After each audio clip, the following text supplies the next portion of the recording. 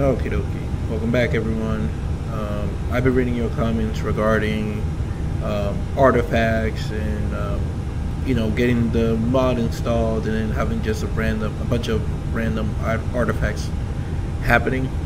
So I did a little bit of digging because I started to get those problems too. So I was like, okay, what's going on? So I did a little bit of research regarding frame generation.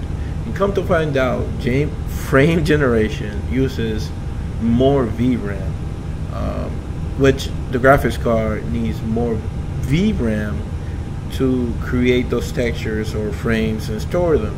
So in the comment sections, I noticed that there was a lot of people that said, hey, it worked, everything ultra, and I'm getting all these frames. But then I noticed some other people saying that they were having these artifacts. So I started to play around with the settings. I have a frame counter here from Xbox, and I pay attention a lot to my graphics card memory usage, VRAM, virtual memory, video memory, and I have a 3080 Ti, and that's the 12 gig version, but it says that useful for applications. I have 11.8. And I realized that if you maxed out your VRAM, you start getting the artifacts. Like right now I'm getting 60 frames. I'm in Heathrow with the Phoenix, no issues. But let's go to the settings and let's try to max out that VRAM. And let's say I increase my train level of detail from 75 to 200.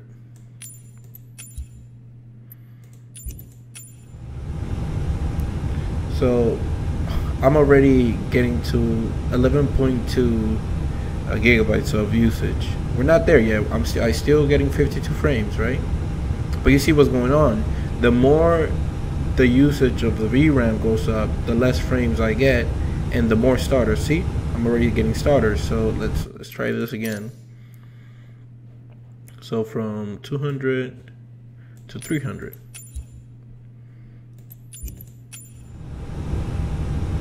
There you go.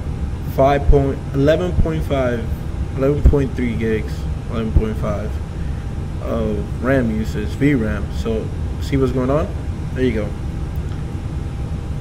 And that's where basically frame generation becomes unstable, because the graphics, see, there you go, that's the artifact. The graphics card doesn't have that headroom to store those textures to create the frames, and now you're screwed. See, there's all the artifacts right there. So what did I do to reduce the usage of the VRAM? I'm gonna show you guys my settings, and so you guys can apply it at home and see if it works for you. Another thing that I noticed too is that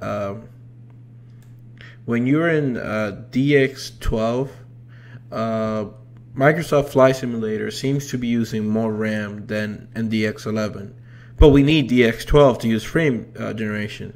So in DX11, the simulator uses like around, I'll say 5-6 gigabytes of video memory, but in DX12 the average that I get is, it went down now to 9, 8, so it uses more video memory, but I get it because the graphics card is using the frame generation. So now that I reduced my memory usage, see, it's smooth as a cake. So when I had the suspicion, I started to play around. So I flew in from Turkey to what was it, in Germany, one of their big airports. Let me look it up here. So you guys, because I wanted to test it in big airports to see if, because I don't want to test it in a small airport because it doesn't work. The computer needs to be stressed. So I tested it in Munich, and right now you see how Munich is here in the the map. It's full. When I landed today in the morning, there was 19 aircraft on that sim, and I kid you not, I didn't have a single dip. I was at 60 frames, no problem, and everything looked beautiful and sharp. So let's do a little quick takeoff here. And right now I'm using 11 gigs of video RAM, so keep that in mind. Let's see.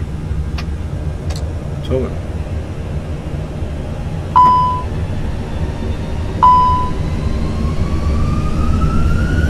there you go.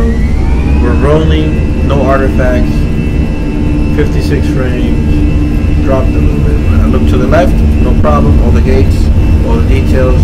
To the right, no problem, all the gates, all the details of the building. Steer this bad boy up. Let me keep the camera like that so you guys can see the terminal. See, I'm not having any artifacts or crazy problems, and we'll see. And there we go, we're out. You're up. And let me switch my camera again. And there's the airport. You know, there's no traffic right now because I haven't turned off. But, and I'm not on Batsim. But you can even see on my shadow over there flying over the terminal. There's a little bit of ghosting, but not a problem. I can move the camera, no problem. Look around, no problem. So I believe that that's the main problem that a lot of people are facing with the glitches, is that they're maxing out their VRAM, and then when they try to use the frame generation, the graphics card doesn't have any leg room to work it out or even make it work, you know. So right now, look, and this is with the Phoenix, the most, you know, demanding aircraft in the simulator. See no problems right there. Shadows, everything looks fine.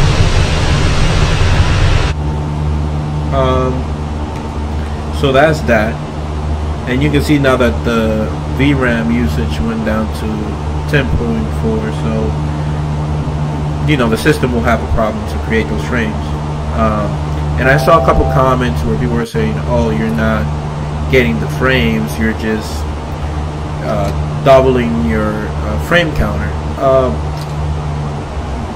I don't know. I don't think so, because when I'm flying, everything plays at 60 frames. It feels smooth. I don't have any little jigs or you know. I mean, everything is how it's supposed to look. I mean, and I have never. The only places that I was able to get 60 frames was in islands and stuff like that. But now that I have this on, I don't have any issues. I mean, I can get 60 frames anywhere, New York, anywhere, no problem. Let's add some clouds here. Let's see, there we go. See, I added some clouds, and still 59 frames, no problem. Look left, right, look into the horizon there, no problem. So you can say whatever you want to say about just doubling your frame count. No, you're basically getting the performance, because I mean, it's there. I'm seeing it with my eyes. You know, another thing too that I realized too. Let me show you guys. Paid a lot of attention to this performance. When I didn't have frame generation on, I noticed that my GPU will work harder. I'm saying it'll be running, you know, right now it's running pretty hot, but it'll be running harder, but it will not give me the frame rates that I wanted. See, right now 9.5 out of 12 gigs. But after you enable frame generations, if you look at your CPU usage, especially people that have AMD, you notice that the simulator starts to use all your cores more efficiently. And another thing that I've noticed too is that my PC doesn't sound like a crazy jet engine. It doesn't sound like like it's about to blow up. And this CPU can boost to 4.8, and the highest that it goes now is 3.8. And I don't notice the difference, but when it comes to performance, but it's running cooler. My PC is not blowing up. So I recommend to anyone watching this video to look into undervolting your GPU and underclocking your CPU if you can afford to do that. I have a 58X. So I don't know. I mean, I'm surprised because I'm able to get this type of performance with VATS in traffic, 20, 25 aircrafts in the ground, and with the Phoenix, with the game looking this beautiful without having to blow up the budget, right? So, okay, so here we are. Let's go to the settings.